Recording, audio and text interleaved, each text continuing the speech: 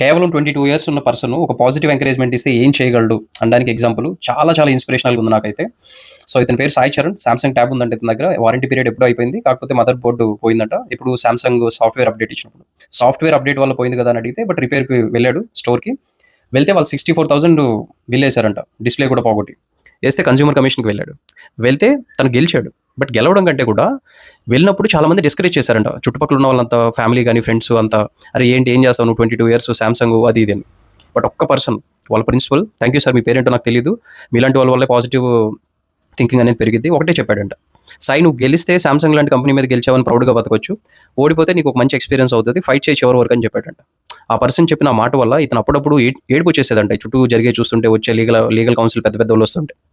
But ఫైనల్గా గెలిచాడు తను. గెలవడంతో పాటు ఈ ఇంకొక మధ్యలో లీగల్ ఫర్మ్ ఏదో ఈయన అప్రోచ్ అయ్యాడు, 2,000 ఏమో కట్టాడు వాళ్ళకి, వాళ్ళు కూడా చీట్ చేస్తే వాళ్ళ మీద కూడా కేసేసాడు. వాళ్ళ మీద అంటే ఒక లీగల్ ఫర్మ్ మీద కేసేసి గెలిచాడు. అది కూడా 2 lakhs పెనాల్టీ వేసింది కన్జ్యూమర్ కమిషన్ వాళ్ళకి, గవర్నమెంట్కి పే చేయమంది సీఎం రిలీఫ్ ఫండ్కి.